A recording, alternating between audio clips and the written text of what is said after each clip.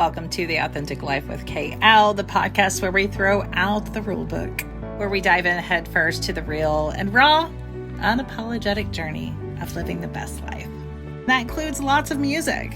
This is your go-to space for empowerment, for deep healing and owning your authenticity like the boss that you are. We're here to break down walls and slay self-doubt. Vibe to the soundtrack of your soul. With every beat and lyric, we'll move through stories that heal and empower. You can live your fullest and most badass life. Welcome to The Authentic Life with KL.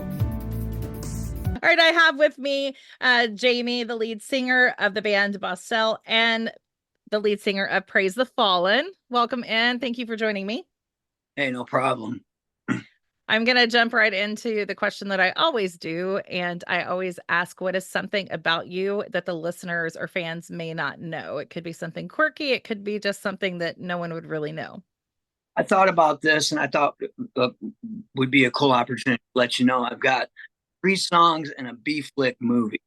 The movie's called Neo Wolf, or it might be called A Band from Hell. I think it's on Tubi right now. I was in a band back in the day called Signal, and there's 3 songs in that movie. It's actually a Lionsgate movie too. It's about a band that turns into werewolves at night. I'm so watching that.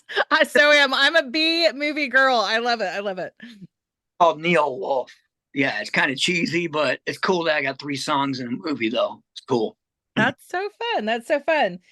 Do you have any musical influences that have guided you in your journey, or is it kind of just progressed in a blend? And just the stuff that's, that come through culture, basically, grew up in the 80s, the hair metal thing. And then the 90s really grabbed me more because there's just more depth lyrically and stuff. And Nirvana was a big thing with me because the simplicity of the guitar work and stuff. Once I saw that, that's when I started to grab a guitar and started writing my own songs. I would say Nirvana, Live. I liked Live a lot.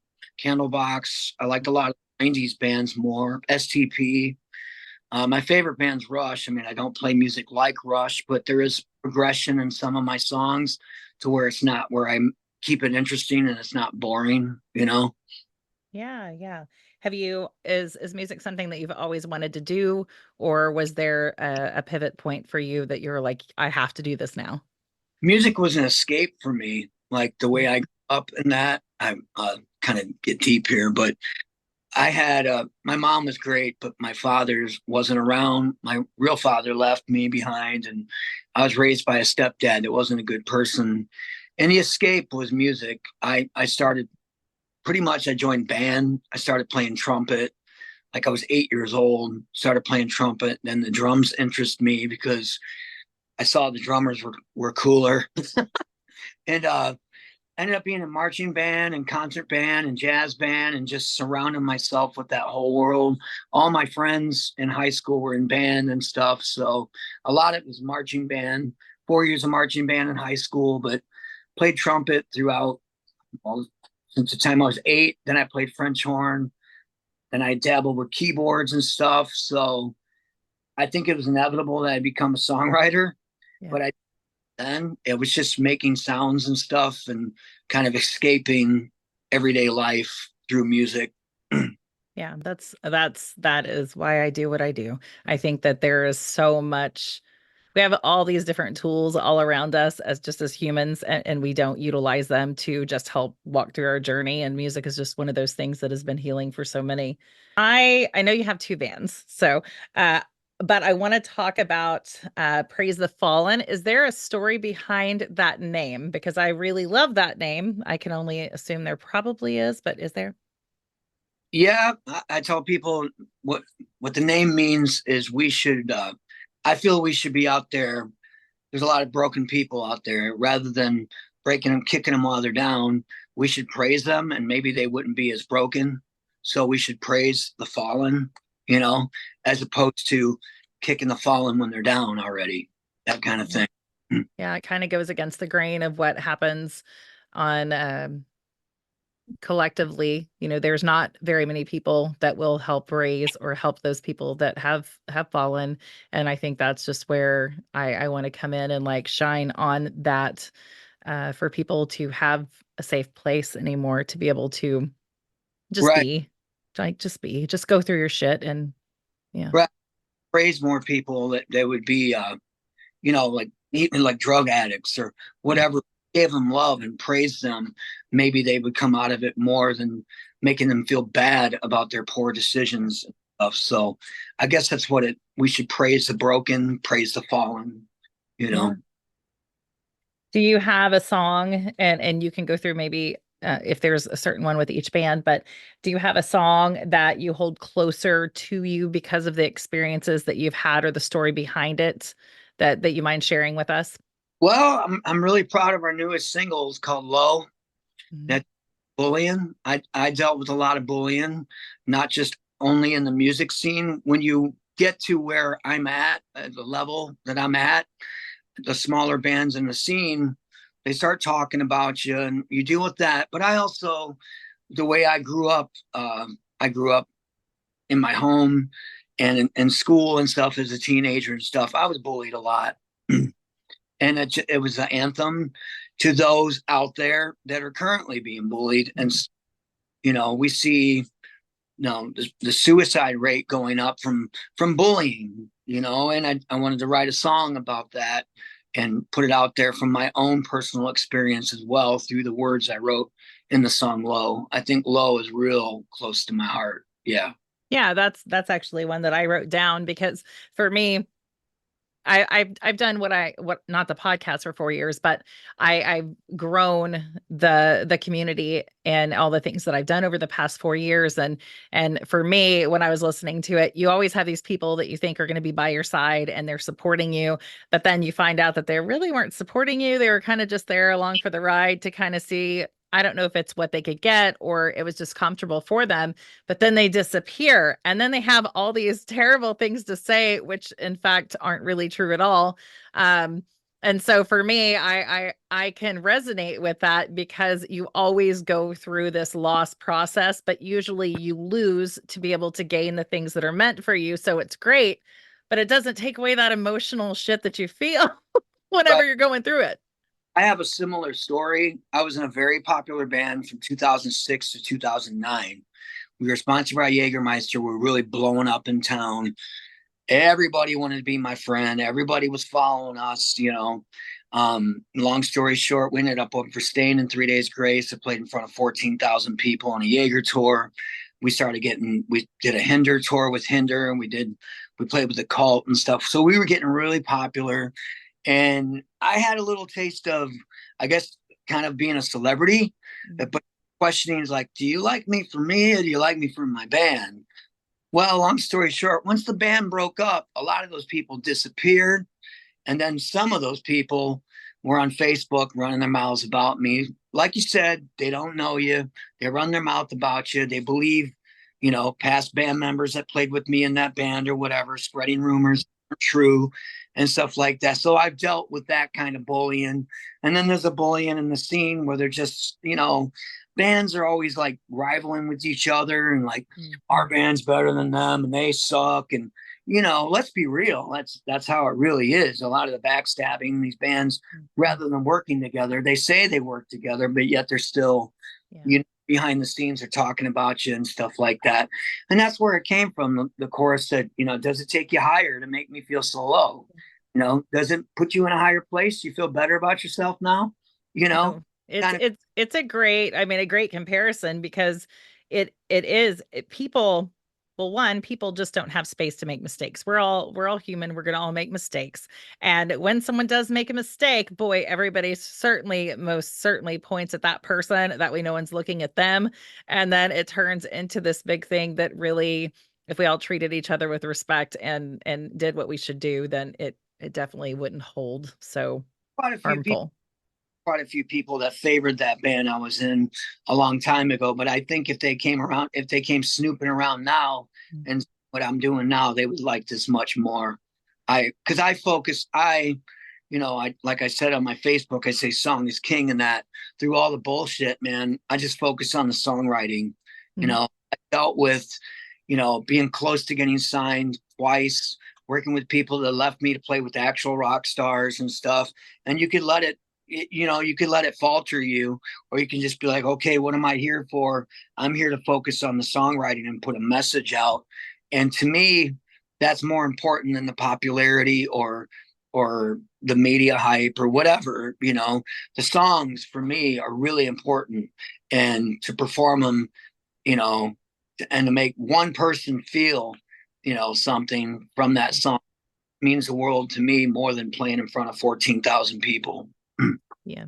Yeah. And I think that and we talk about this a lot on the podcast and stuff, but like the music industry is so different now from the 80s.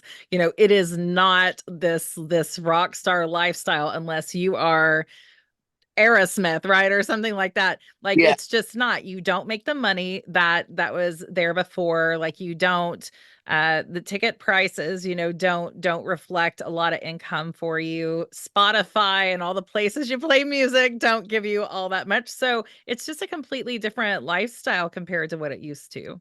I've always had a job and played the music weekends. I was always smart about it, but I was also a single dad paying child support. I had to work, so I couldn't just rely on trying to be a rock star, but I did try. I Yeah. tried a few times getting signed. uh Same old story, band member doing drugs, or he gets a girl pregnant, or the band's done, dude. Then you go on to the next band, and one guy's, I had one guy, he left me. I left this area and I formed a band in Chicago. For 3 years, I was driving from South Bend to Chicago because I was kind of tired of this area and I wanted to go to a bigger city to where maybe I would be seen there. And I formed a band and we were doing really good. And then the drummer left us and joined Enough's Enough. So it's like, okay, I could have just said, all right, throw in the towel, I'm done. All this disappointment with the industry and stuff. But then I had to go, okay, why do I do this? What is my passion? You know, and then 2020 hit with the COVID thing. And that's when I started to dive into recording, doing stuff by myself. And that's how Bosstel was born. I recorded a bunch of songs by myself because bands weren't doing shows or anything.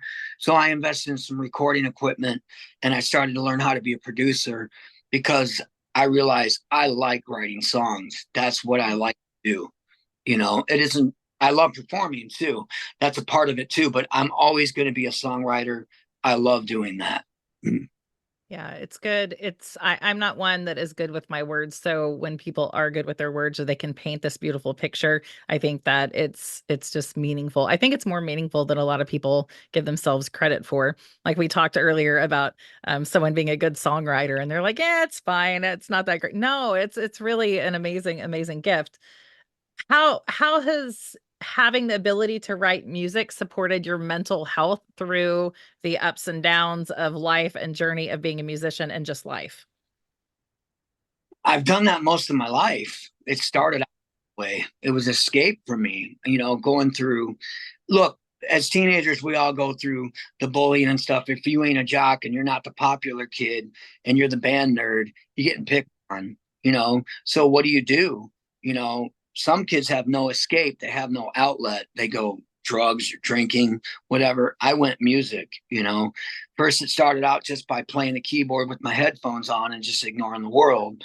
Started working with 4-track recorders and making little songs, just for something to do. I lived in the country in the middle of nowhere near Chesterton, Indiana. It's a small town in the middle of nowhere, and there isn't much there. So what do? Well, you escape. I escaped through music. Lyrically, I guess for me, I've been through a lot of dark shit, man. And it makes it easier to write it down and get it out of your system. I guess like that song "Bird in the Berry," you know, that's a reflection on my past. That's also, I wanted to write something to where I'm not the only one who feels this way. People reflect all the time. They have the images of the abuse, the way they grew up and stuff. Don't mean to get dark, but I had a violent stepfather, and every once in a while that stuff will pop up in your head and you got to go, no, no, no, get out of my head. That's the devil, keep it away.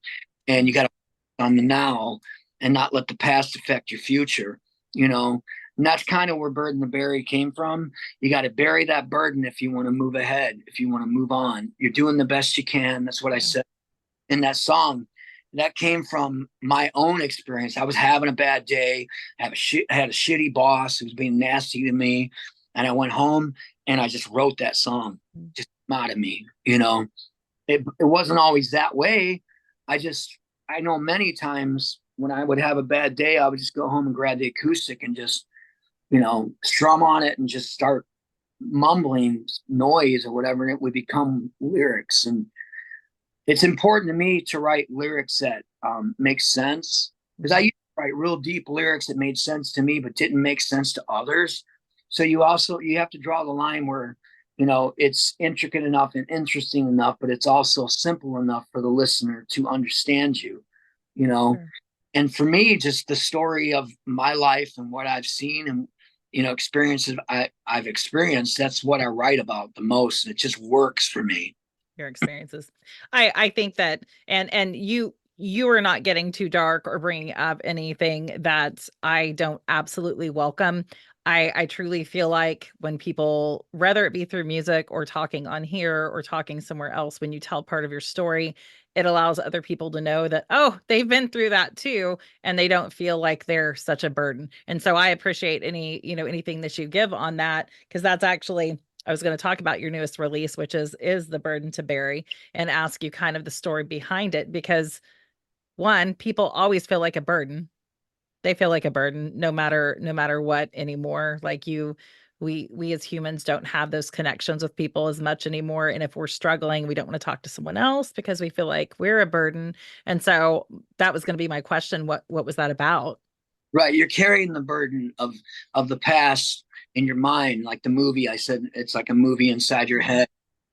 You carry that with you, and you try to just focus on the now and try to, like for me, like I said, I had a violent stepfather, and told me many times, "You're not going to be anything," and I was out to prove to the world, Yeah. "Okay, I'm gonna be a rock star. I'm going to show you. I'm gonna make something of myself."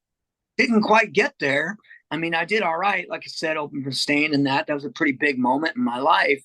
But at the same time, I personally, I'm not going to deny I still struggle sometimes where I don't know if it's PTSD, but if it's like it takes you back to that place and the way you were treated. I developed habits in my 20s.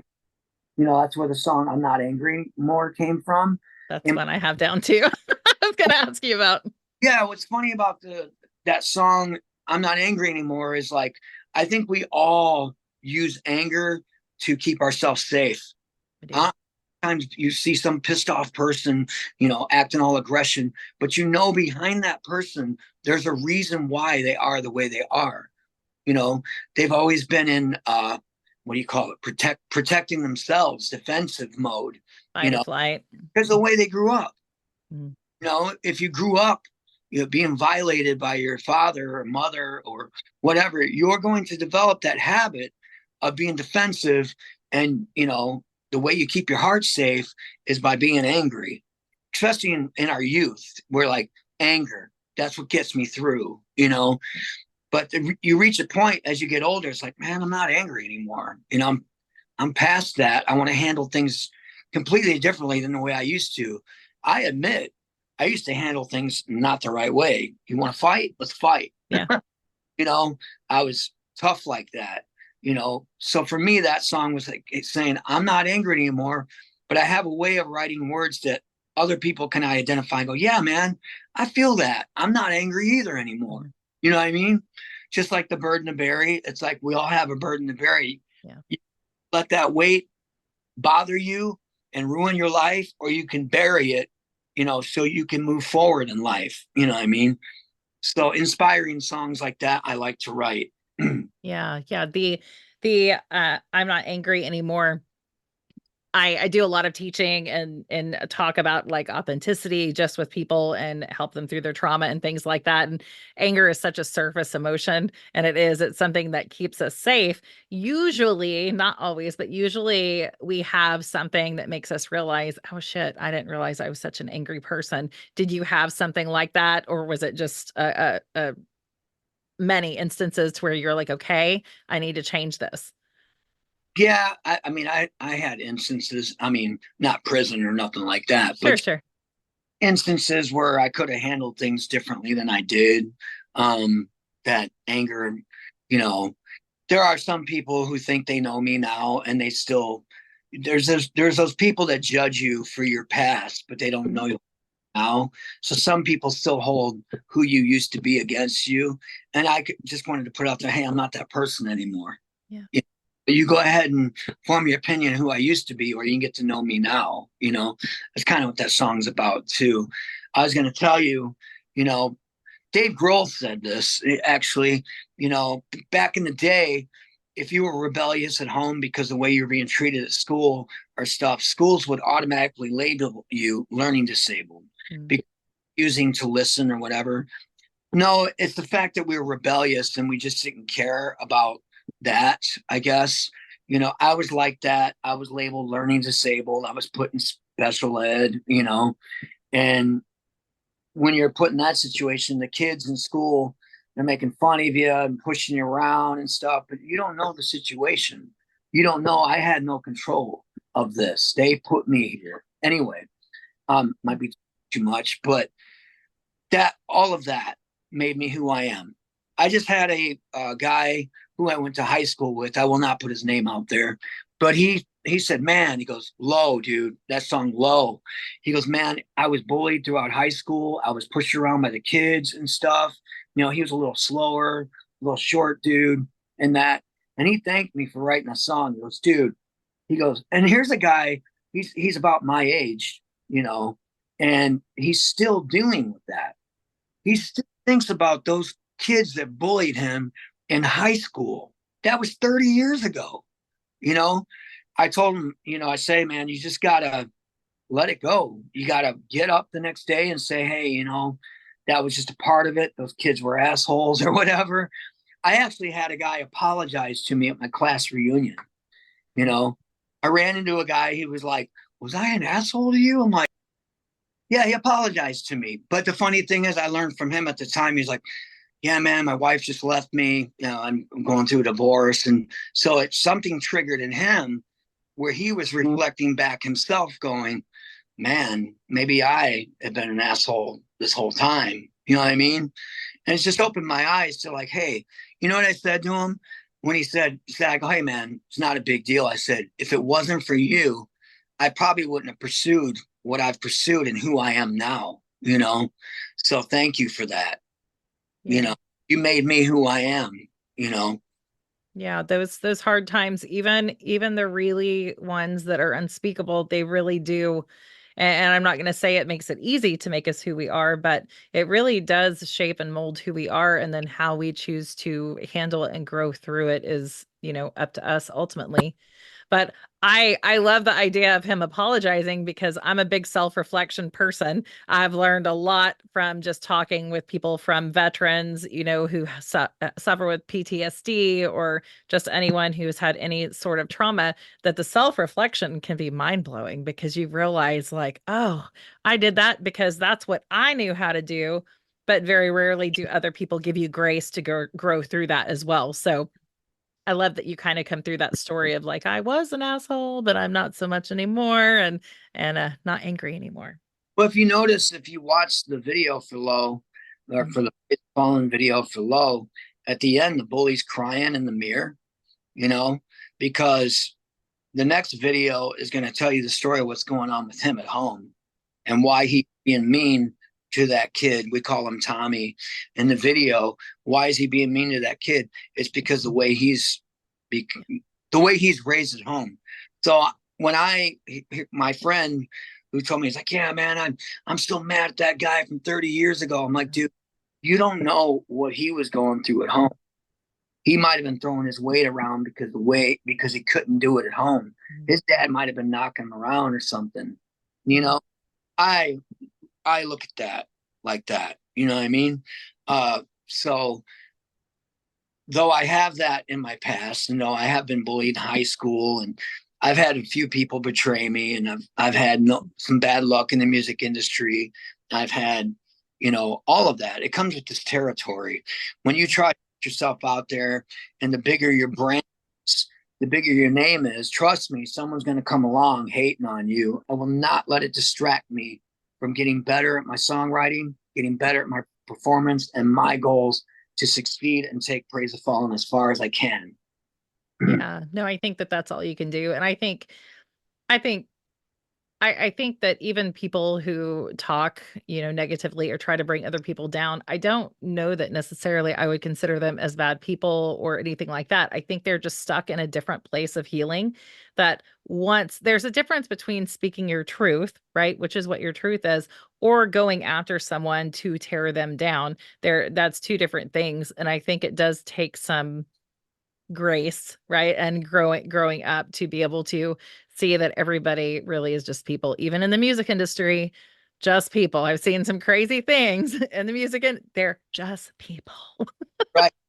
People, Yeah. like we said earlier when we talked about opening for Otherwise and stuff, like Adrian, he's an awesome dude for sure. Every time I've opened for him, he actually remembers me opening for him. You know what I mean? He hung out with me and my wife last time I opened for him, and he's just cool, down to earth. And that's the way, to me, that's what makes a rock star, man. Not somebody who's and they're better than you in that, because you never know the next wave. I could be the next big thing, or that person could be the next big thing. The person you're talking about, be careful with that. You know what I mean? Yeah. Or you make a mistake and you're the next one to fall.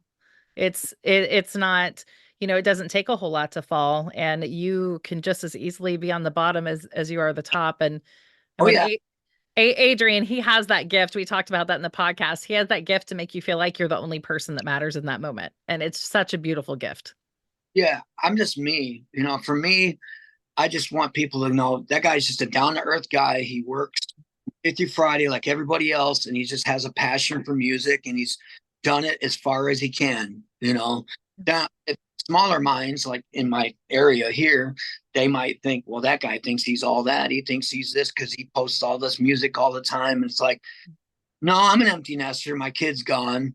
My wife, it's just my wife and I, my dogs. And when I'm not working, I'm doing music. That's what I do. Yeah. That's And all. you're allowed to advocate and be proud of the things that you do. That's the only way your stuff gets out there. That's the only way it happens is when you do it. No one else is doing it for you. So Well, these days with technology, too, you have to be able to keep up and put stuff out. They say you're supposed to put music out like every 6 weeks mhm. to keep up with the amount that keeps coming out constantly. So I try to put out a song a week, if you notice. Yeah. Yeah. What makes you keep going? And I know we've talked a little bit about this. Is it just the drive to prove people wrong, or because I put on here the music industry is difficult and filled with so many things, and what makes you keep going? Well, it used to be that way. It used to be when I started in my 20s, I'm going to make something myself and I'm going to prove to everybody. Yeah. I like that no more. And then the goal was, when I was in that band 19 years ago, we're going to make it. We're going to get signed and we're going to blow up. I mean, we did get pretty far, and but I was also the one who kept people grounded, going, "Look, man, we're just a blip on the globe. There's billions of bands that work twice as hard as we do." I also at the time too was a single dad. I had my son every Wednesday, every other weekend, so it wasn't like I could go on tour and just leave my kid behind. I didn't want to do that to my son because I know how that felt when my father left me behind. Yep. Anyway, what keeps me doing it now? I've got some great guys in Praise the Fallen. They're my friends. It took a while to get to those people. I've went through people to get to those people. And that's also something that happens in the scene where if you see a revolving cast of band members with one guy, they seem to think, well, that guy must be the problem. That's not it. What it is for me is I was never content with just playing in town, out of town. I want to travel. I took rehearsal very seriously because, well, from being a marching band and growing up the way I did, I was regimented in rehearsal. So rehearsal is a very serious thing for me to where we have to rehearse. But I learned as I got older, I've got pro guys now that we do our homework at home. When we get together, we run through the set and we're good to go. Mhm. It didn't used to be that way. It used to be practice 3 days a week and we got to do this. And I would push hard when I was younger because you're on fire and you want to get out there, we want to make it, and this is what you got to do. Nowadays, you don't have to. Yeah. So for me, why do I do it now? I love to perform. That's in me because I've been performing since, if I take it back to middle school, concert band. And, I was in jazz band doing impromptu trumpet solos and stuff. And I marched in the 50-yard line at Pontiac Silverdome and at Hoosier Dome. And so I had a little taste of performance. So I've always been a performer. That was embedded in It'll me. just always be with you and always be part of you. Competition marching band to then it was like, okay, after high school, you can't really do marching band. What do you do? Right. You know? Well, I wanted to be a drummer. I was playing drums when I lived in California, and I met this guy who needed a singer. I ended up being a singer, and the rest is history. Then I grabbed a guitar and started writing songs, and because guitar players would come and go, and I was like, well, I'll just do it myself. So throughout the years, I have a passion for songwriting. The song, though, it's really fun when you put them together here in the studio, and then you put them on stage, put them in front of people. It's magic, It's just exciting. For me, why do I keep going? I love it. I It's love part of you. I love performing. Uh, my friends keep me going too, because my guys in Praise the Fallen, literally, they are my friends. It's a while, and I knew that I always wanted a band that were brothers, and I have that now. That's great. Me, I respect them, but I've also been through members where I thought you were cool. 6 months later, I can't stand you. Yeah. I've been through that where you just draws and go, hey, that guy's good. Let's throw him in the mix. But I didn't really get to know him. Yeah. Later on down the road, it's like, yeah, we're not really seeing eye to eye on the same thing I want. You don't want the same thing I want. Mm-hmm. Or they're established in a career and this is all I got. So I'd be pushing them and they're like, well, I got a career. I'm just doing this for fun, Like, okay, well, I'm really counting on making it, Finally, I gave up on that idea. I realized as I gotten older that people have families and careers and stuff, and that's important. I've look at me. I'm a grandfather. I got my grandkids and my wife. I'm married. At the time when I was single and stuff, I was like, push, push, push, push. Let's go, let's go. Yeah. We take it. Now, I just do it because I love it. I love performing. My guys are my friends. I hang out with my band members more than anybody, probably. Yeah.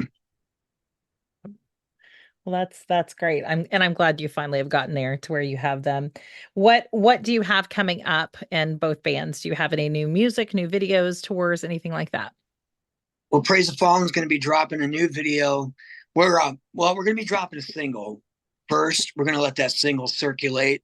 It's called Bait. It's awesome. I just did the vocals for that this past Sunday. Working with, I told you about a band called Autumn Academy. Mm-hmm. They're awesome. The kid's name's Brandon Garrett. He's the songwriter for the band, plays guitar, much like I am too, for Praise the Fallen and Bosstel. Brandon writes his own music. He has a band. It's called Autumn Academy. Great guy. He's also a great producer and stuff. We're working with him. And I just did vocals for a song called Bait. And we have a song that's going to connect to the Low video. We're going to have the same animation team do the next video. It's also going to be an animated video, but it's going to tell the story of why the guy in the first video became the bully he did. That song is called Sleepwalker. Sleepwalker. I'm excited for that. That song is actually about drug addiction.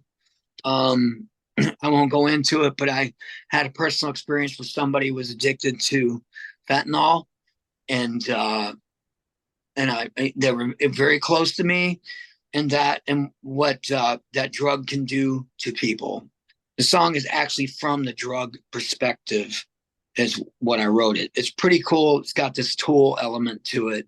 Pretty cool song. But that's going to be in the next video. And while we're making that video, because it took like 2 months to get the Low video made, we're going to put out the single Bait and let that circulate. Meanwhile, right now, it takes a while to get stuff done as far as Bosstel, because my drummer Wayne, he's a CEO of an operation. He's operations for his company and stuff. So we get things done when we can get things done. I'm doing a bunch of solo stuff. If you've noticed, I just dropped a song called "A Song in Your Memory," when I'm not doing the Bosstel or Praise the Fallen, I'm putting stuff out by myself because it's right here. I have a studio right here, the one I'm talking from right now. And I can literally do a song within a week, recorded, mixed, produced, and everything by myself. There's no opinions or anybody coming at me. Yeah. Hey, this and that. I can just get it done and put it out. It's fun. I love doing that. I was doing that before I had Bosstel. So Bosstel right now is I'm going to be pushing Bird and the Berry as much as I can to internet radio stations and stuff. I believe we're working on a music video for that too. We still got some pieces to finish on that. Praise the Fallen's playing a show this Saturday, local show right down the road here. And then in January, we're opening up for Strutter, which is the Kiss tribute band, the world-known Kiss tribute band.